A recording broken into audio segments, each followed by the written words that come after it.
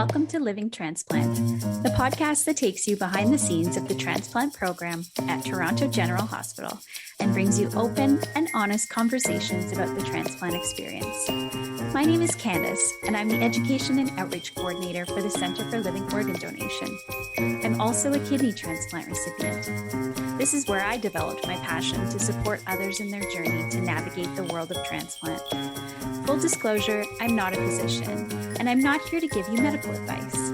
Think of me as your guide through the world of transplant to educate, inspire, pique your curiosity, and fuel your passion.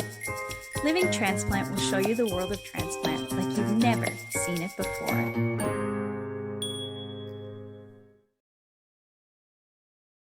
Welcome to our Inequities in Transplant episode.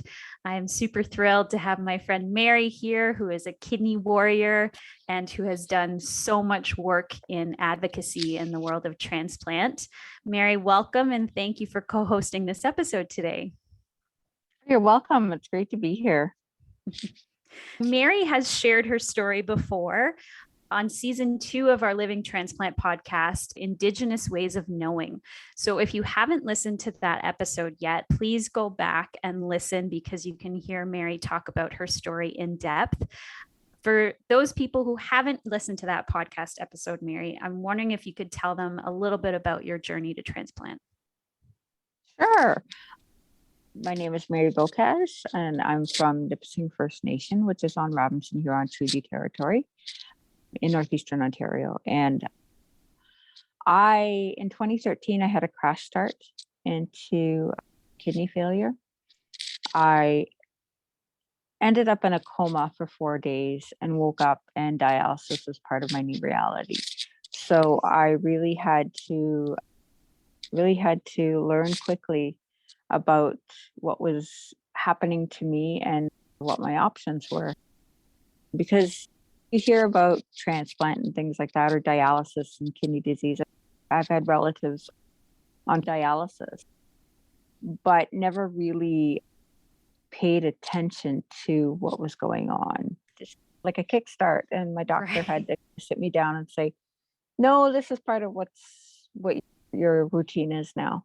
Wow. And so then after adjusting to that, then sort of looking at transplant as an option. And I never really heard about living donor transplant, but that's the route I decided to take because I didn't want to wait for the 5 to 8 years they projected based on my blood type for a deceased donor. Mm-hmm. So I started a social media campaign and let people know what was going on with me. And my cousin ended up going through the testing among other people, but she got the farthest. She pulled the straw and she ended up being my donor. And we had our transplant at UHN in 2015, March of 2015. So it's been 7 years now. I felt this real sense of responsibility in terms of taking care of this gift she gave me and doing things. And it sometimes plays with your head because it feels like a really big responsibility. Of course. Yeah. My mom and I celebrate our anniversary together, and we just do something little, like we'll go out to dinner or have lunch. But my husband and I planned the trip of a lifetime to Italy, and we were booking it. And I don't think we really thought about the dates much, but it ended up that we were in Positano in this beautiful Airbnb for our anniversary. And my mom has never been to Europe. And I woke up that morning realizing it was September 9th, which was our anniversary. And I opened these doors for the Airbnb, and it was like beautiful, opened up to, you're looking at the ocean and all of the tiny little houses on the side of Positano. And I just took a moment to hold on to my kidney, which is the front right side of me underneath my hip bone area, and just had a quiet moment with my mom and I. And even though she wasn't there, they're with us wherever we go. And I felt such huge gratitude to know that I was in that place because of her. And you feel so grateful, not just to do those big things like traveling the world or seeing these amazing places, but just knowing that you're unattached from a machine and you're living without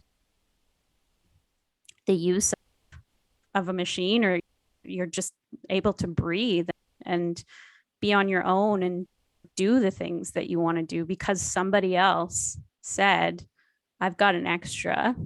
Let's try this out. It's unlike anything you can ever explain. Yeah. And I usually cry when I talk about her. Today I didn't. So I think I'm slowly getting used to absorbing what she's done. Yeah. Because, as much as you don't want to live your life that way, there's a certain weight and a certain responsibility that you carry with that as well. Absolutely. Yeah. And I'm not trying to make it down or dark or anything, but no. you want to honor the gift that you're given. Mm-hmm. Yep. You want to try to give back even the smallest amount that you can compared to what they gave to you, if that makes sense. It's funny that you mentioned that, because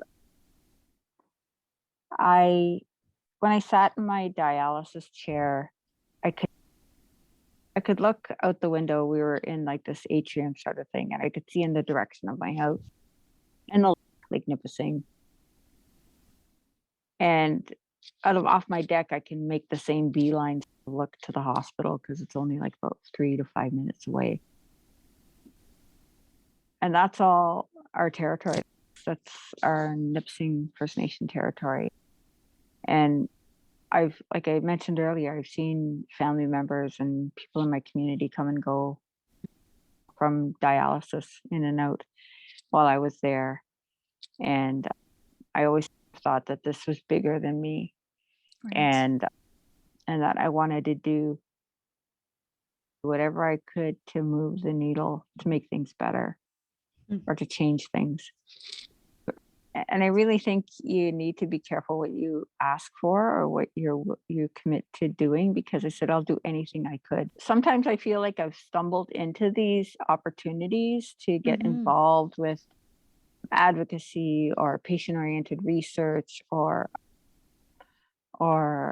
governance, all of these things, being a peer mentor, all of these types of things that you can be involved in. I just grasp them all, and I just embrace them, and I take them on. I met you for the first time at the CanSolve annual meeting. And I remember it was really nerve-wracking to go, because I only knew one person that was going to be there, and she was going to be speaking, and she was going to be very busy. And I got an email from, and I don't remember who it was, saying, make sure you bring your camo pants, because we want to support Mary in making sure she gets to this annual meeting. And I thought, what the heck am I getting myself into? And why do I need to go shopping for camo pants? And it took me a little while to figure it out. But then once I got there, I realized that not only were you central to a lot of the programming that happened, but you're also insanely central to the joy that happens at these meetings. And I immediately was drawn to you and wanted to become your friend. And I think most people who are not just part of the kidney world, when they meet you, they just want to be near you. Yeah, CanSolve is just this. It's just a lot of really good people getting together for the same purpose. One of the things I really like about it too is that and this is something that's really important to me, and I guess it's always been something that I know titles are important. They're important in certain situations, but I think really for building relationships and building that trust and putting people on an even keel. I really appreciate the fact that we're all referred to and announced and introduced by our first names. Yeah. There's doctors in the room, there's all sorts of people, but we're all there. Like I say, we're all there for the same reason. Yes. And one of the things that I think was a real watershed moment for CanSolve, and I think it happened the year before you joined us in Vancouver, but we have an annual meeting every year. And the year before you met us, we were in Montreal, and they wanted to have a sharing circle or a talking circle. And those are two very different things depending on how people communicate. Right. But we had policymakers, we had the core team, we had patient partners, we had the research leads, and some of their teams or the 18 projects that were involved in the network at the time. And they're all sitting in a circle. And so when you're in that circle, you share as much or as little as you can. And we started going around, and of course, people weren't used to participating in something like this. Right. It was very stiff and very stilted. And then I don't remember where the moment happened, but I think it was one of the Indigenous partners, patient partners actually, who shared and led the way and encouraged people just by how they shared, opened up other people to feeling okay to sharing. And it ended up being this 3-hour exercise that initially they only timed for an hour. Wow. But it was a really good moment. Like, everybody took part. There was nobody who, and it was one of those spaces where you feel safe, right? So you felt safe to share, and you felt safe to come together. And I think that was one of the real bonding moments, intentional or unintentional. I think that was one of the things that really made us click. And it's become part of everything that we do. Not that sharing circle per se, but the network has been so great with adapting Indigenous ways of knowing into the network. And I think that's really important, and that sets us apart from other networks too. And it's always been a real focus of CanSolve, which I really appreciated. CanSolve was like, I didn't really know anything about patient-oriented research or anything like that. I was brought into a focus group type meeting talking about the Living Donation Project. And that's how I was introduced to CanSolve. And I got a phone call saying, we're having a meeting in Halifax in a month and a half. Do you want to come? Sure. Why not? If you're paying my way, I'll go. Sure. Yeah. They were trying to get more patient partners involved and tried to explain to me over the phone, I guess, what Helen, the coordinator at the time, was envisioning in her head, trying to explain it. People start getting involved, and it really starts to evolve and come together. And she's rhyming off all these projects that I could be part of. And she says, pick 2 or 3 if you want. And so I picked some, and then I got there, and then I really understood what the projects were about. And one of the phrases that came out of that meeting was that we're building the plane as we fly it. And I think it was Evan Adams, who was one of the co-chairs of IPERC, the Indigenous Peoples Engagement Research Council at the time. I think he was the one that said it. And it just stuck with me because none of us really knew what we were doing. Right. In those early days. And I still think we're always learning. CanSolve has just become this really good place that we can share, and we can gather, and we can make changes. Yeah. So you talked about a couple projects in CanSolve. What are those projects that you started on and that you're working on now with CanSolve? Living donation, and reaching out to increase the amount of living donation in Ontario. was one of the projects that I was first aligned with. And there's another project called Kidney Check, which is involved in several provinces in Western Canada. And it's a screening project.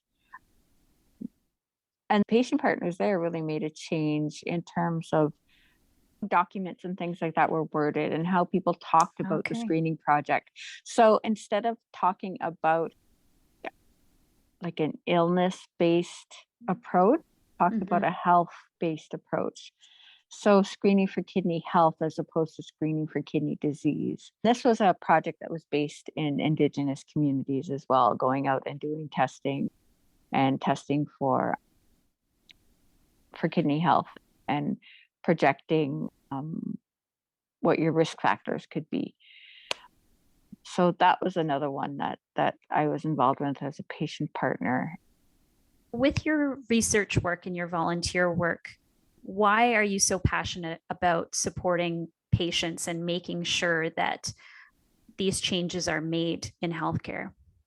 As an Indigenous woman, I find we're not always invited to the table as Indigenous people, First Nations people, and I try to make space for myself. But I remember one time I had a conversation about engaging Indigenous people or First Nations people in organ donation advocacy.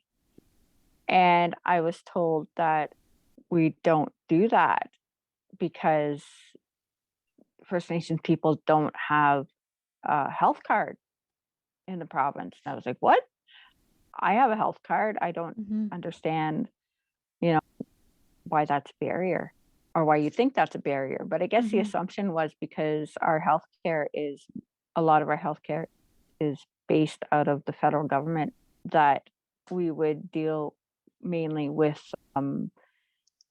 nursing stations or health centers on our reserve. But a lot of times there's healthcare and health treatment that has to happen outside of your community. So you need a health card to be able to go to Toronto or Ottawa or wherever it is that you need to see a specialist.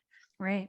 So I didn't really buy that. And then I was talking to a leader in my community, and they said to me that we're not always invited to a discussion or even invited to the table. And that was what spurred me on to saying, yeah, we are going to be invited to these tables.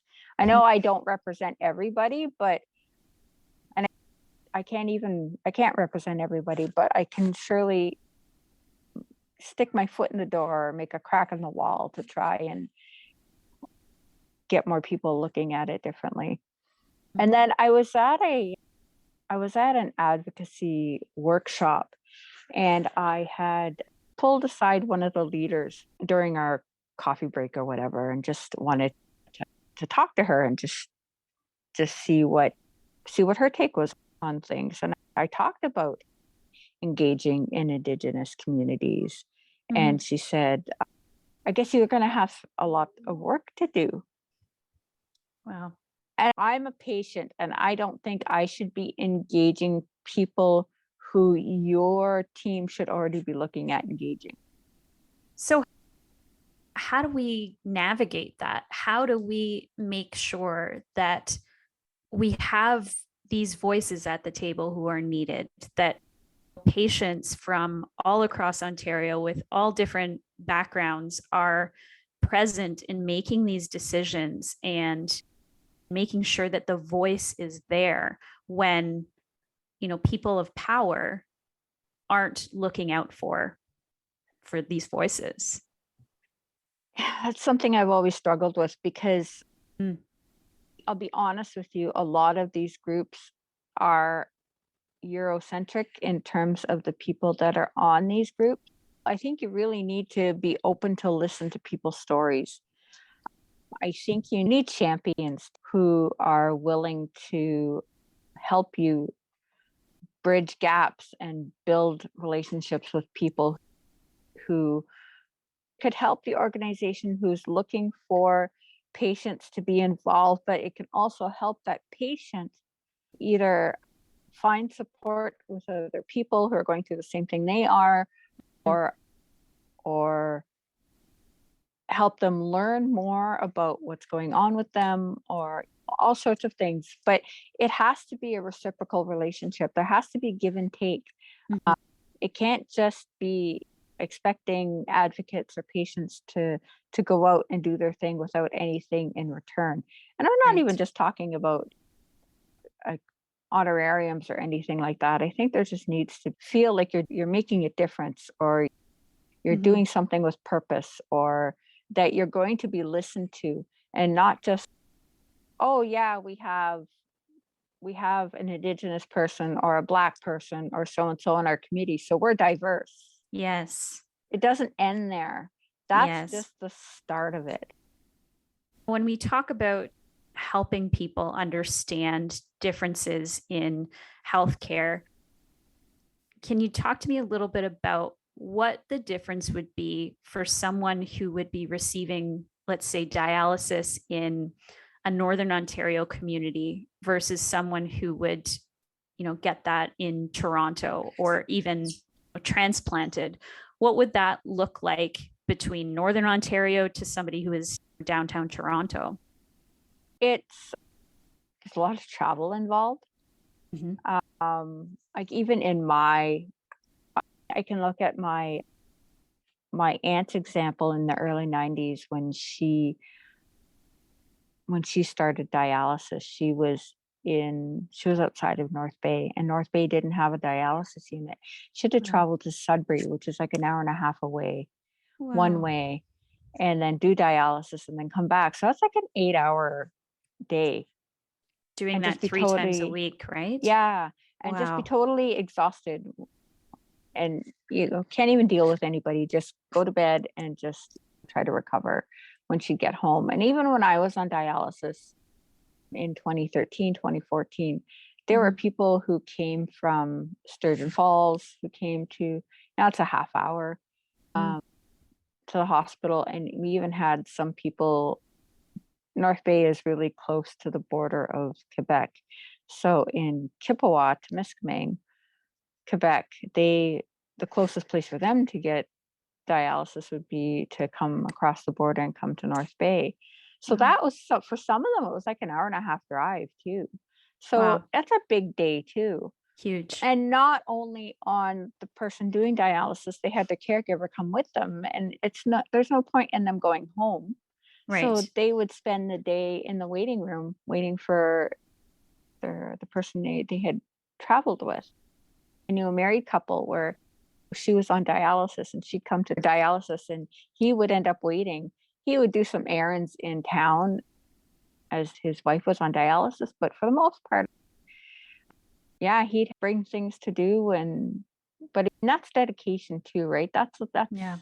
But that's a lot of time out of his day too. So it just was always remarkable to me that he was always there constantly, and Yeah. just really supporting her and stuff. But I can't imagine even just for testing. Like I've talked to patients in Northwestern Ontario who've had to drive to an airport or fly to an airport and then fly to Thunder Bay.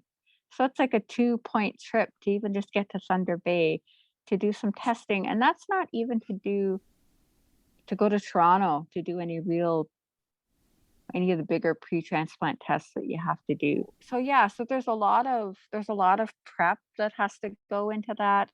There's just a lot of, and if you've got children, you've got to arrange childcare. If you've Hmm. got a companion or a caregiver coming with you, they've got to make arrangements for their family and their situation and time off work and all of those things, right? So when you go somewhere to get testing, you want to make sure you get the biggest bang for your buck and get as much done as you can while you're Right. there, because it is that much of an effort. Right. Wow. And knowing all of these things now, since you've been through all of these tests for transplant and traveling back and forth from Toronto to get this done, what can patients do to prepare themselves for all of this? I think the biggest thing is to ask questions. Mm. Don't be afraid to ask questions. Don't be afraid to advocate for yourself, because things will happen. Like I always say, the squeaky wheel gets the grease, and you can advocate for yourself in a good way. Like advocating doesn't mean that you have to be defensive or angry or anything like that. It's no fault of the people who live in bigger urban centers, but they just don't know the challenges of people having to make all this effort to get to Toronto or wherever they need to be. I think if you tell them, like, look, I have to travel, 7 hours just to get here, giving me a parking pass or telling me to just park over here and take the subway, that's not necessarily something I can do either. They tell a patient, if you park up farther north from the city, you could take a subway in, but sometimes these patients live in communities that don't even have transit. So they're Right. not used to taking transit, or they're not Yeah. used to navigating that type of traffic. So I think it's just putting yourself into the other person's shoes and realizing that for what you consider easy is not something that's easy for them. Understanding where somebody is coming from, or to the best of your ability. We'll never understand completely someone who's coming from a different geography or a different life situation, but having our healthcare practitioners understand what some of these barriers are and put action in place to make sure that it's the easiest possible way from their home to the steps of, let's say it's UHN we're talking about. How do we get patients from A to B in the easiest possible way for them? And rather than just handing them a map of the transit system or saying, like you said, park here or park there, really taking the time to make sure that people are comfortable with where they're going and they feel like they can get there, because it's stressful enough to know that you're going through this process. The whole Absolutely. idea of even getting to dialysis or going through these steps to get a transplant is stressful enough, let alone adding a whole new world on top of it, of having to understand transit systems in a different city. If you could tell healthcare professionals something to support patients better who are facing these barriers, what would that be? Take the time to listen Mm. to your patients and ask them if they feel comfortable. And if you don't have the answer or the ability to support them in that way, direct them to someone who can. And that's where something like a navigator would be such a great idea, to be able to have somebody like that to be able to support people. Not even necessarily with the medical things, but just those, we talk about those daily life Logistics. barriers or logistics that sort of, that sort of get in the way. Like you say, this is so stressful. And if you've been on dialysis and your kidneys are that damaged, your brain fog is so big, right? So It is. sometimes I couldn't even think clearly. I'm like, you need to stop because I need to Yeah. just process this. I remember I was in university and I was trying to finish a course and I was reading on dialysis. And that's when I realized the brain fog was that bad, because I had read the same page 6 times. And I said to myself, you need to take a break and step away from this, because I couldn't digest that information. And it made me think immediately. I'm very lucky that I have a large network of people that I can rely on. But if somebody doesn't have that and they're living with, kidney failure and doing dialysis, and now they have brain fog, and then they have exhaustion on top of that, those are the first barriers. And then you add on anything else on top of that, it seems almost impossible to get anything done while you're going Mhm. through this. Yeah. So thank you so much for sharing with us, Mary. Your work is so important. Today, Mary and I will be continuing our discussion with Dr. Istvan Mucsi. Welcome. Thank you. So, Dr. Mucsi, you started your medical career in Hungary. Did you grow up in Hungary? And was there something that compelled you to specialize in nephrology? I was born in Hungary. I grew up in Hungary. I went to high school in a small town, and then I went to medical school in Budapest. In Hungary, still that's the system. The medical school is direct entry after high school. So I was 18 when I went to med school, and it was Wow. 6 years. And it was a pretty important period of my life. When I left the small town where I had been growing up, I went to university in Budapest, which is the capital of Hungary, in 1981. It was a soft dictatorship there. And I was very much interested in history and politics and social issues as much as in science. So I went to medical school not because I wanted to become a physician. At that point, I wanted to do research. So I did research with an endocrinology lab where we actually studied the signaling of angiotensin II, that is quite important in kidney health Wow. and kidney processes. And when I was getting close to finishing my medical training, I did one of my rotations in a dialysis unit. Oh, wow. And in those years, dialysis in Hungary was pretty different. The unit was small. There were probably 7 stations. We had about 35 patients in that unit. Mhm. Some people were coming in doing in-center peritoneal dialysis, which that's how we did that then. And so it was a very interesting experience because it was a small family of patients and a small group of they came there every other day, they spent time there, they ate there, and it was a very kind of unique atmosphere there. And also it was interesting because I remember we had a patient whose kidney was failing. He was 80 years old, and it was quite a challenge to start him on dialysis. It was felt that he's too old and he should not be on dialysis. Wow. And I did start preparing for my exam, my internal medicine exam, and I saw a short ad talking about a potential fellowship in nephrology in Toronto. Wow. I had no idea what it was. I submitted my letter of intent, and actually I got this opportunity and I came here for a fellowship in 94. Wow. So that experience in the dialysis unit and meeting that gentleman, the older gentleman starting dialysis, was somewhat of, you could say, a catalyst to being interested in the renal world?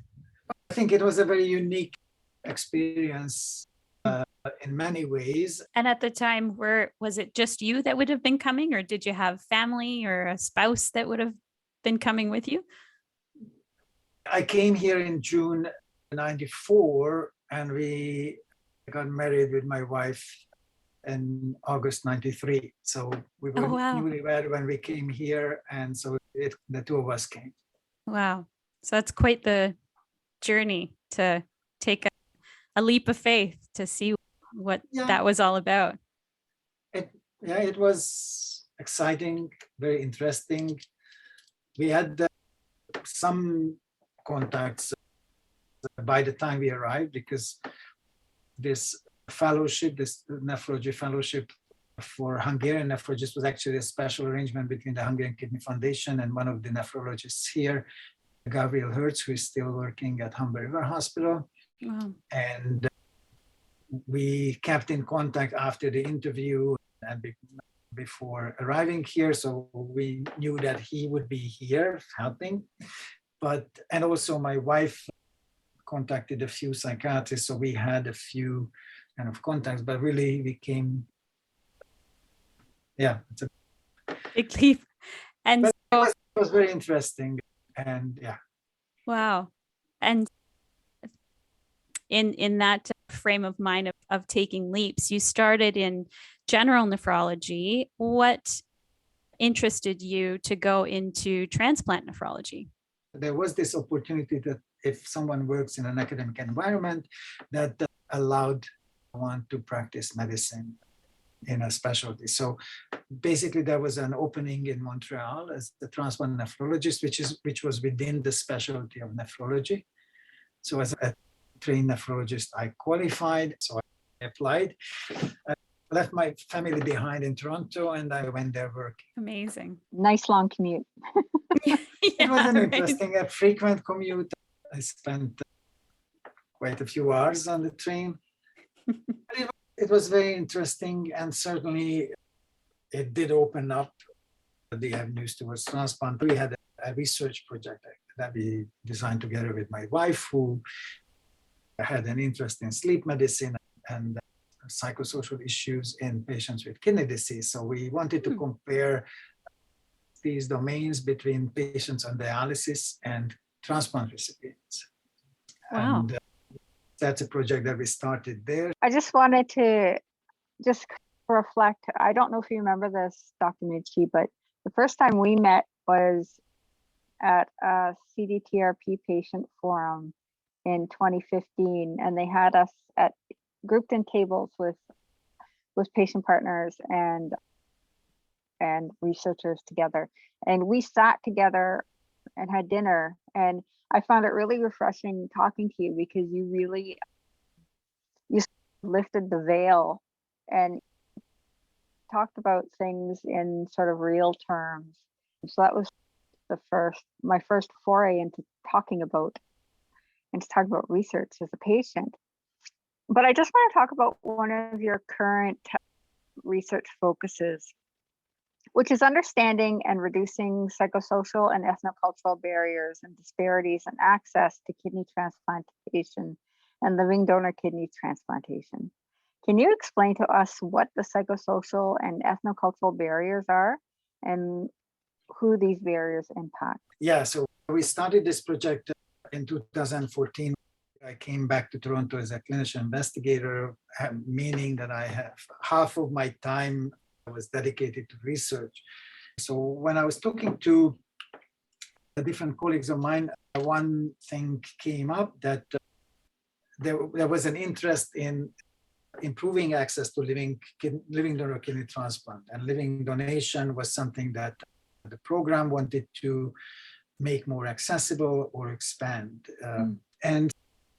And that was based on the clinical impression that some of my colleagues had, that patients who are coming from ethnic minority groups or visible minority groups, they may not have the same chance to get a living donor transplant, or it's more difficult to them to get a living donor, even if they were kids, compared to white patients. And so that was one of the starting point. And the other one, of course, this whole psychosocial domain that we had been exploring. We collected data ourselves in Hungary and knew that depression, anxiety, and certain personality traits may have been impacting of how patients navigate through their kidney disease. And the psychosocial component was mainly related to the psychological issues, the mental health related issues. Patients who have kidney failure, they go through a lot of losses, personal, material, and non-material losses, which has a huge impact on how they perceive themselves, how they view the world around them, and how they are able to communicate their needs, or how they are willing to communicate their needs. And specifically, the questions or the hypothesis of that part of the study was whether having clinically significant depressive symptoms or depression would be a barrier to accessing living donor transplant or exploring living donor transplant. Also, a couple of other psychological characteristics we wanted to test, thinking that in order to have a living donor transplant, you need a donor. Right. And in order to find a donor and then maintain that donor engaged in the process, with the arduous process of donation, you yourself need to be able to efficiently communicate. Right. And if your personality is such, if you're depressed, you're not able to. Right. And we wanted to explore this, and we wanted to see if depression and certain types of interpersonal characteristics would be associated with higher or lesser chance to be able to secure a living donor and to get a living donor transplant eventually.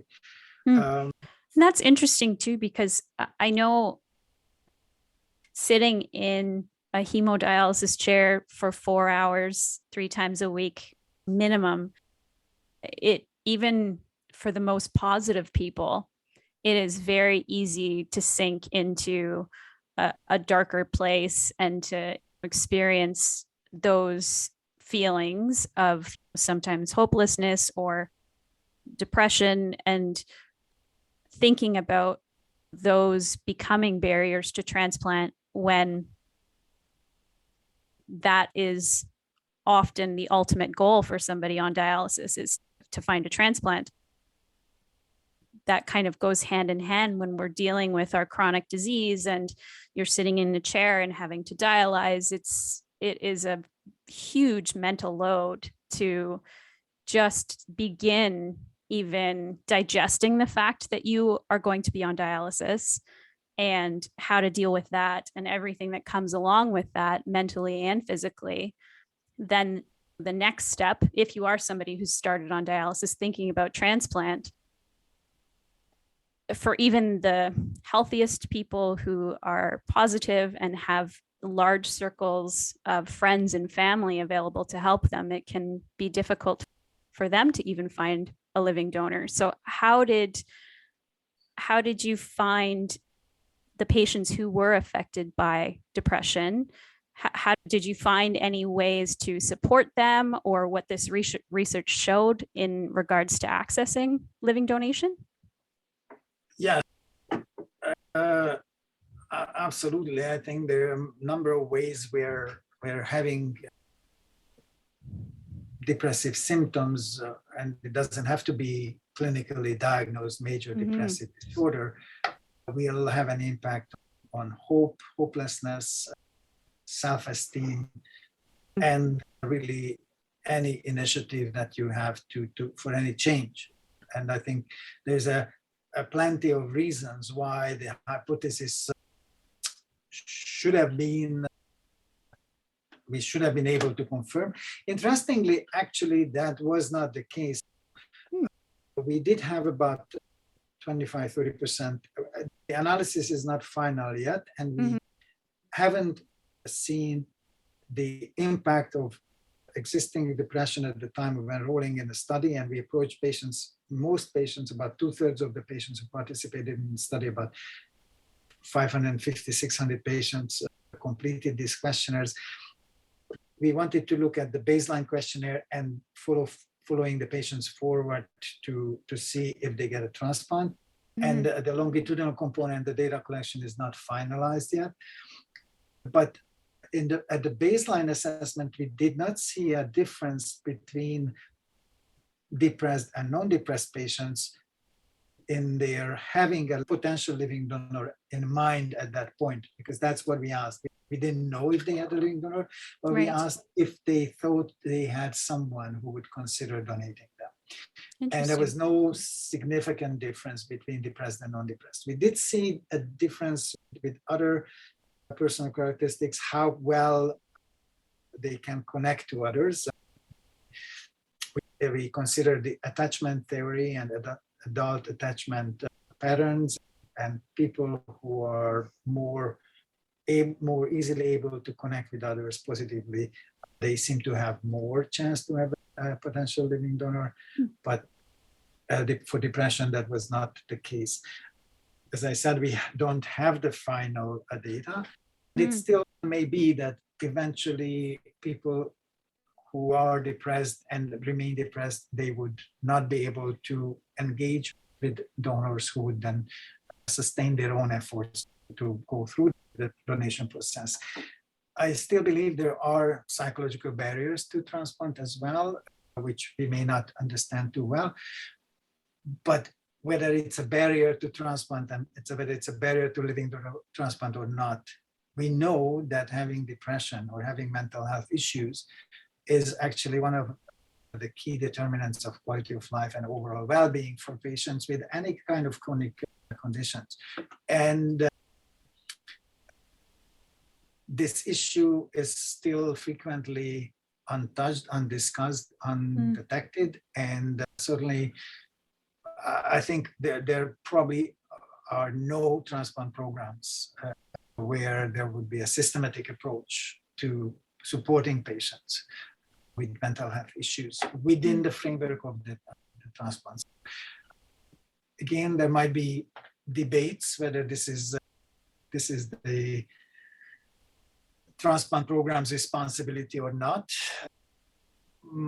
I guess the opinions may be different there, but I think the question is that even after transplant, at least 1 in 5, maybe 1 in 3 patients will experience significant mental health concerns, anxiety, depression, traumatic stress, and we don't assess and don't support these systematically. So I think there is a lot to do, and we have the CDTRP, as Mary mentioned, we continue to meet there. There are a number of initiatives and within the CDTRP and elsewhere as well to provide potentially frameworks to explore this better and potentially create supporting systems, because both peer support and professional support is quite likely helpful for patients to improve well-being, quality of life, and manage and cope with the stresses of waiting for a transplant, receiving a transplant, living with a transplant. So on top of those barriers that you've discussed, you launched the Action Project a few years back to look into improving access to living donor kidney transplants in ethno-racial minority communities. Can you tell us a little bit about barriers that those groups face and how that project is supporting this group of patients? Yeah, I had this kind of interest in social issues, and we did look at some of the inequities that the Hungarian Roma population was facing in terms of transplant-related health. Dr. Kim had been building a large research database here, and even before I came here, we had discussions with him about how to use that database for research and around transplant. I had the luck to have that data available already, so I was able to look at that data, and then the data of about 1,700 patients from the Toronto General who had been transplanted here between 2003 and 14 or something like that, confirmed that patients who are Black or South or East Asian had probably at least 50 to 70% less chance to get a living organ transplant here at TGH. Wow. And there were probably 1 or 2 research papers looking at Indigenous patients and access to transplant in general, and the same observations were true as well. We wanted to confirm these equities, to collect data on more recent time frame and see if these inequities exist, and with the goal to try to figure out what can be done and what the reasons could be. There's so much you can understand from numbers. And whether we like it or not, sometimes we need to talk to each other if you want to better understand what is happening and the whys. Because you can see trends, you can see certain things from numbers, but when it comes to why, that's not something that you can easily answer from numbers. So we planned our study as a mixed method study. meaning that we collected data from patients using questionnaires and just trying to collect as many pieces of data as possible from patients, but also we wanted to do focus groups and interviews to understand the whys and the reasons. And of course, in those years, I was still, as I'm probably still am, a new immigrant. And certainly when we came here in 94 first, diversity was shocking because in Hungary, other than the Roma population, there were no ethnic or national minorities really. Wow. There were Hungarian minorities living in other countries around Hungary, but Hungary is an ethnically quite monoform, monolithic society. And coming here and seeing the diversity, that was quite a new experience. And I think we really just kept on floating on this impression that, wow, it's working, it's possible. Right. Because again, while Hungary doesn't have much ethnic diversity, there are historical kind of experiences with diversity and not so positive aspects of that racism, both from the Hungarian majority society towards others, also the ethnic conflicts with neighboring countries and cultures. So coming here from that background, it was quite surprising and hopeful, so to speak, that, wow, there are people from all continents, people from different cultures, and well, they seemingly live together in close proximity, and I was able to work in these environments, and I did not sense any conflicts or dissonance. So when I started to look towards these inequities, it was a very naive and pretty uneducated approach. It was a very academic approach. I wanted to understand the reasons behind those numbers, and with the hope that we can move on and then create solutions, because everything is given here. And we kept on collecting data. We started to do our focus groups. It went slowly because I'm not a qualitative researcher, so we had to have partners who have with that aspect.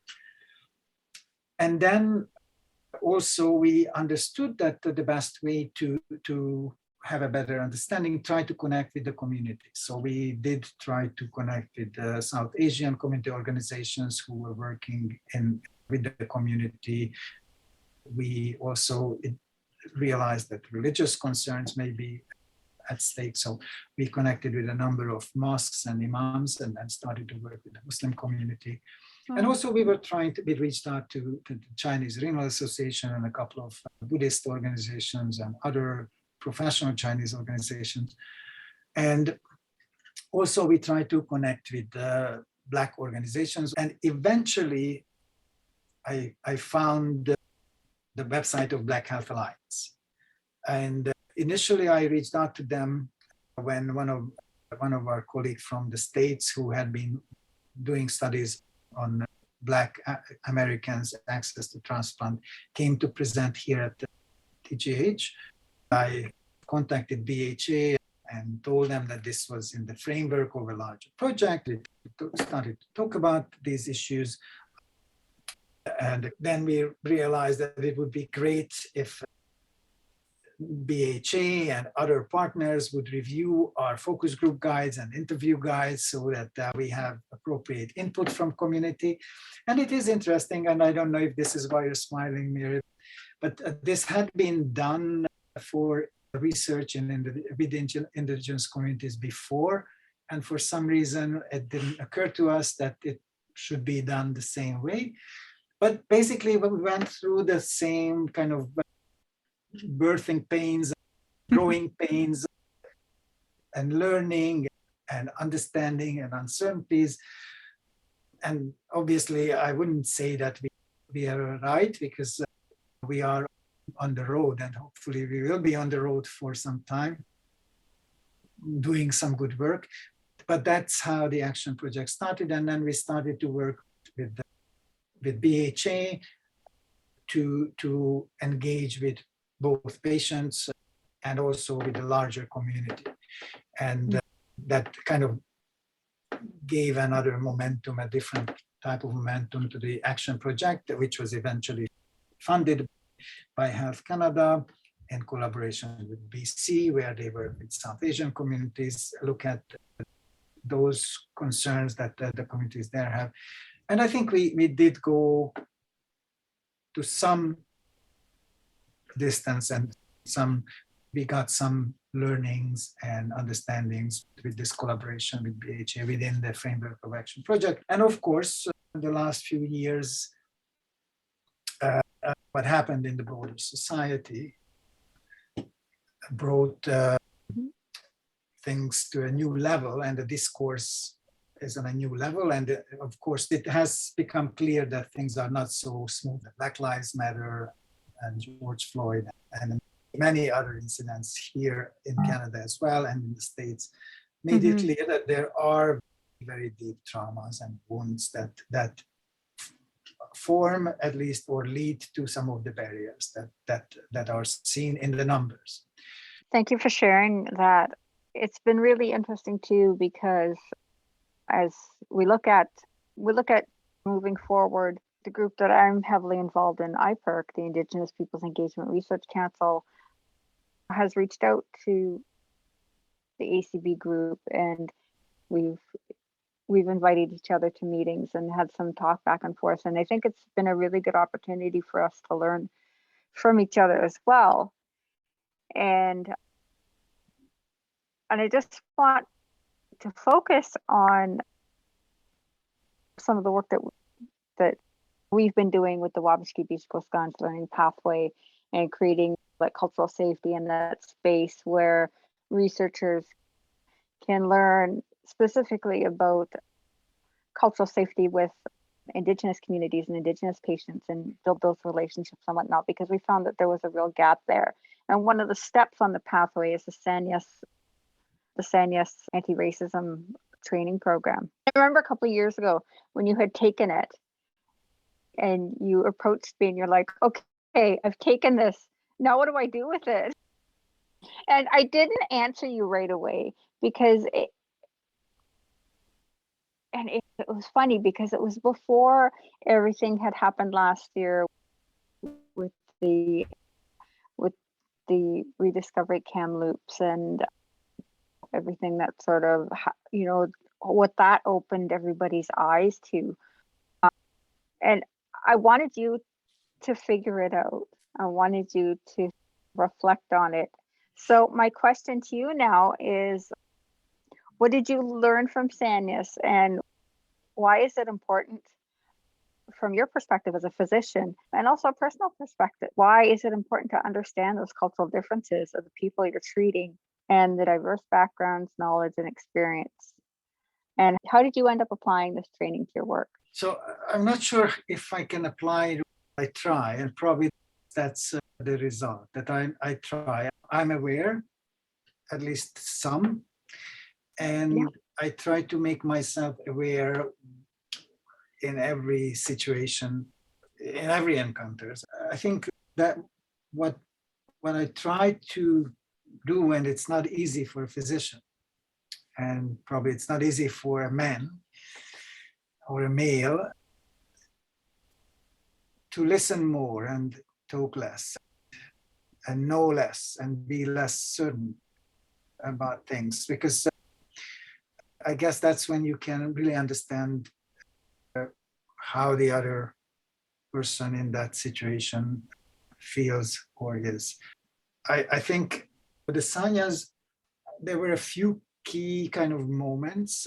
I can still see faces from the short video segments and some of the things, but one of the basic kind of shocks was me. But interestingly, it wasn't something very new. I had some knowledge about Indigenous history and the colonization process and the things that happened to or that were done to Indigenous peoples. But someone described the way that they never learned their language, or they might have learned at a young age, but then they forgot their language. And so, coming from Hungary and coming from Central Europe, where nations are packed and national identities are quite integral part of who we think we are, and language and music and culture is quite an integral part of who we think we are. Not having that, or having that taken away, that was something that was, I think, probably that was the thing that was the deepest or biggest shock that I had while listening. It's not that something that I didn't know, but for some reason, the way that person presented that, it hit me. So I think I felt that, and that helped me understand where people may be, and what the wounds and what the losses and what the emotions there might be. And that's the power of storytelling, isn't it? Yeah, no, absolutely. And again, there's so much you can learn from numbers, and so much you can learn from academic and professional discussions. And we had these discussions, and I think there was a lot of learning, hopefully not only for me, but certainly I learned a lot, and I'm very grateful for that. But where there's these different approaches to learning, and what is knowledge, and what is learning, and how can we, and how should we do that? And I think it is important to have that understanding that there are multiple dimensions, multiple layers, and certain layers can be understood this way, and others can be understood in a different way. And of course, being a physician who had a strong scientific kind of quest and background and will to do everything scientifically, it is not easy to let go that framework, because also then it leaves you a bit uncertain. I think, I'm sure that it's not unique to you, but it's quite remarkable to hear a physician speak about the power of patience and the power of where we're coming from as individuals, rather than simply as a person on dialysis or a potential kidney transplant recipient. And I think what's really powerful and engaging for us to hear about your research is that you often talk about patient partners as experts as well. And I don't think we hear a lot of that in our world. And so I wonder how you engage patients in your research. And you've talked a little bit about what you've learned from some of your trainings. Is there something that you've learned from a patient partner that you've taken with you and you apply to your work today?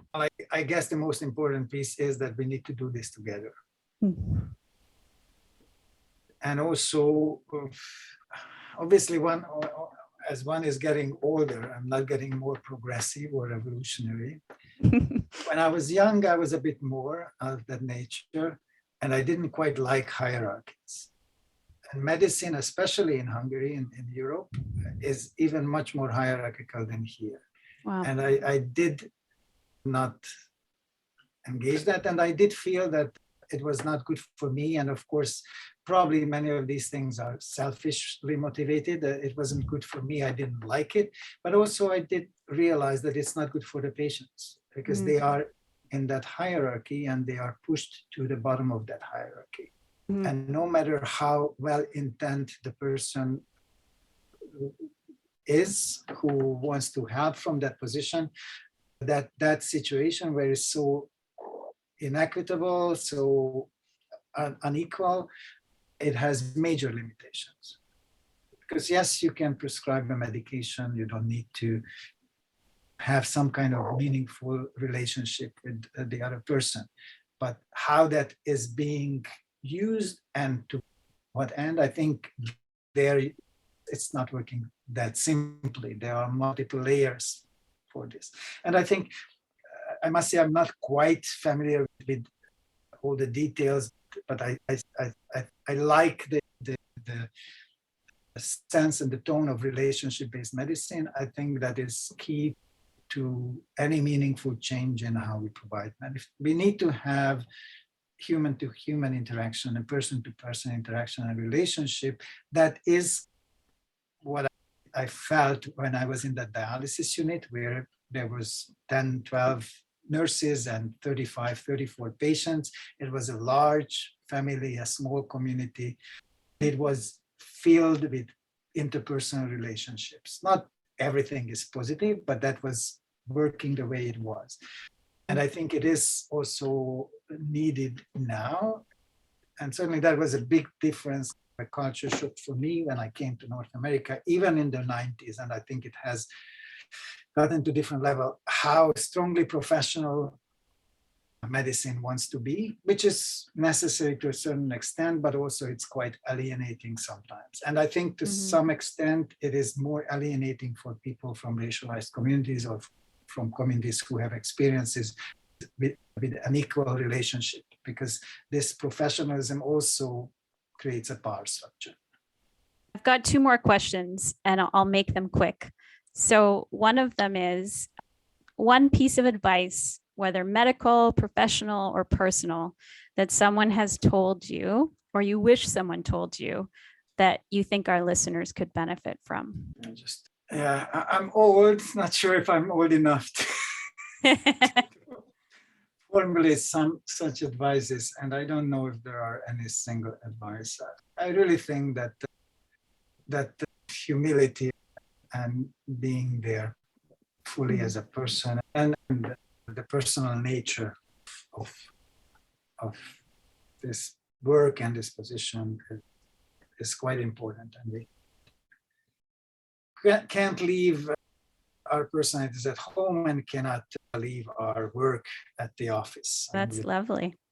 All right. So on a lighter note, I'd like to leave the podcast on a fun, positive note. So wondering for you, if you were a tree, which kind of tree would you be and why? Okay, so that is a big issue because I don't know the name of many trees in English. In fact, not even in Hungarian. I'm not very close to trees. There are two things that come into my mind. One is oak, and the other is walnut. And maybe walnut because I have a bit of a personal kind of relationship to a family or a line of walnut trees that originates from the house where I was born and grew up. And a grandchild of that walnut is in our garden in Hungary, in our backyard. Wow, that's fantastic. Wow. That's beautiful. It shows you the longevity, the massiveness, and the strength. Beautiful. That's amazing. So Mary, what type of tree would you be and why? I would be an apple tree because I would be able to provide sustenance to people, birds, drop my seeds, grow another tree. Yeah. I love that. And that's what you do right now. You are sustenance to all of us, to the patient community and to healthcare providers. You give us so much, and you're also fun and fruitful like apples. So I think it's a perfect pick. Thank you so much, Dr. Mucsi. We really appreciate all your time today. And thank you for all of the amazing work that you're doing for patients. We truly appreciate having someone like you on our side. We need to be on each other's sides, and we need each other. And I think we need to recognize that. Yeah. Amazing. Thank you. Really appreciate it. Bye-bye. Bye now.